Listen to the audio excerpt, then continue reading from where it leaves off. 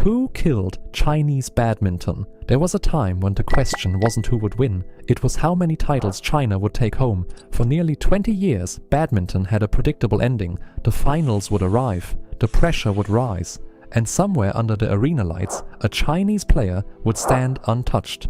Gold medals became routine, world championships became tradition, podiums were often painted red.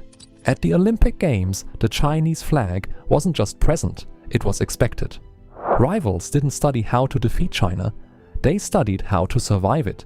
Entire generations of players grew up believing that if you wanted to become the best in the world, you had to go through China, and most never made it through. Then something shifted. The podiums began to look different, finals were no longer guaranteed, the fear factor faded, whispers started forming across arenas, social media, and sports debates. Is Chinese badminton declining? Has the dynasty ended? Who killed Chinese badminton? It's a dramatic question, but dynasties are not easily destroyed. They are built on systems, sacrifice, and decades of discipline. So if something truly changed, it wasn't small, it wasn't accidental, and it definitely wasn't simple. To understand where the Chinese badminton fell or evolved, we must return to the beginning of its reign. Because you cannot investigate the fall of a dynasty without first understanding how powerful it truly was. Chapter 1. The dynasty that owned the court. Before the doubts, there was dominance. From the early 2000s through the mid-2000s, China didn't just compete internationally, it defined international badminton. Major tournaments felt predictable. The World Championships frequently ended with multiple Chinese players standing on the podium. Doubles events often turned into all-China finals. The depth was unprecedented. This was the era of Lin Dan, explosive, fearless, built for the biggest stage, a player who thrived under Olympic lights, who seemed to grow stronger as pressure increased. This was also the era of Chen Long, composed, tactical, relentless, a defensive wall who turned patience into a weapon. Different personalities, same outcome, victory, but the true strength of China was not just its stars, it was its depth. In tournaments governed by the Badminton World Federation, the toughest matches for Chinese players were often against teammates. Internal rivalry sharpened external dominance. Other nations built teams around individuals. China built ecosystems of excellence. If one athlete declined, another emerged. If one strategy failed, another was prepared. The system itself was the champion, and for years it felt permanent. Chapter 2. The machine behind the medals. Great champions can appear anywhere. Sustained dominance requires structure. China's badminton supremacy was engineered through a centralized sports system that identified talent at a young age. Children entered provincial sports schools, the most promising advanced. The rest were filtered out. By the time athletes reached national training camps, survival itself was an achievement. Training sessions were relentless, hours of footwork drills, endless multi-shuttle repetitions, tactical simulations under physical exhaustion. The mental conditioning was just as intense. Players learned to suppress emotion, to remain calm in chaos, to treat every rally as calculation. Inside the squad, competition was brutal.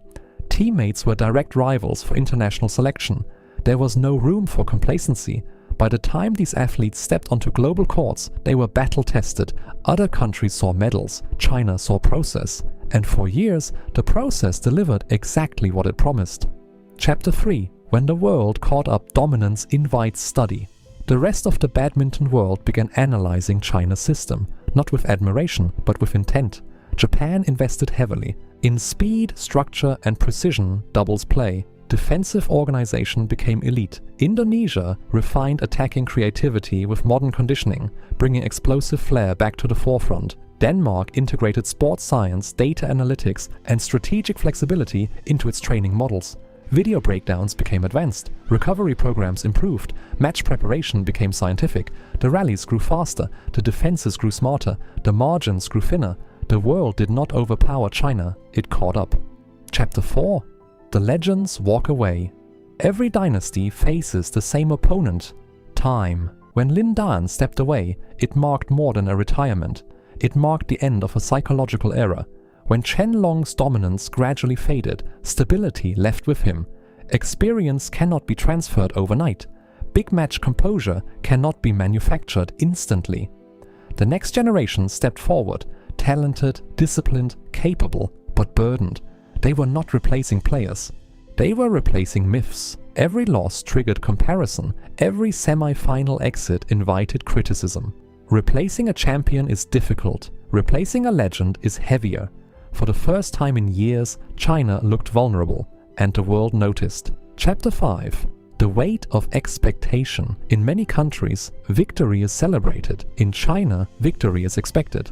Badminton had become part of national sporting identity. At the Olympic level, gold medals symbolized more than athletic success. They symbolized systemic excellence. Young players entered tournaments carrying history on their shoulders. Confidence grows in freedom. Pressure limits it. Instead of attacking instinctively, hesitation appeared. Instead of dominating rallies, matches became cautious exchanges. Opponents sensed it, and belief changes everything. Once rivals believe they can win, dominance begins to fade. Chapter 6. The cost of perfection. The centralized system created discipline and consistency, but rigidity can slow adaptation. As global badminton embraced individualized coaching, mental conditioning, and recovery science, flexibility became essential. The modern athlete required creativity alongside endurance.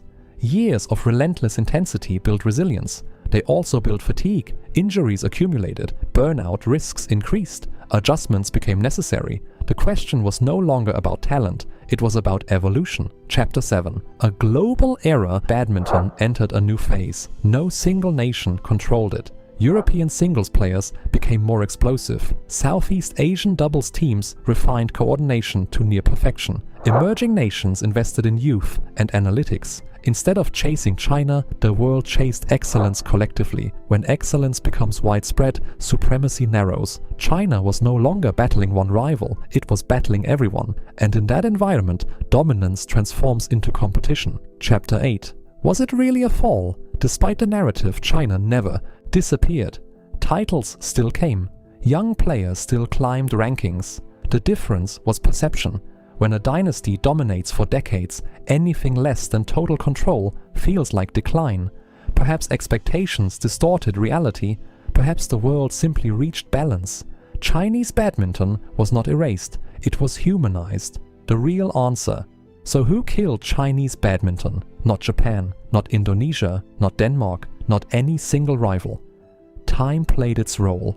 Evolution played its role. Global growth played its role. Dynasties do not fall solely because they weaken.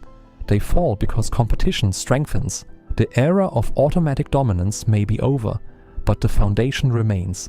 Systems built on discipline, depth and structure do not vanish easily. If you believe the dynasty is coming back, hit like. If you think the era is over, tell us why in the comments and subscribe, because the next chapter of badminton history is just beginning.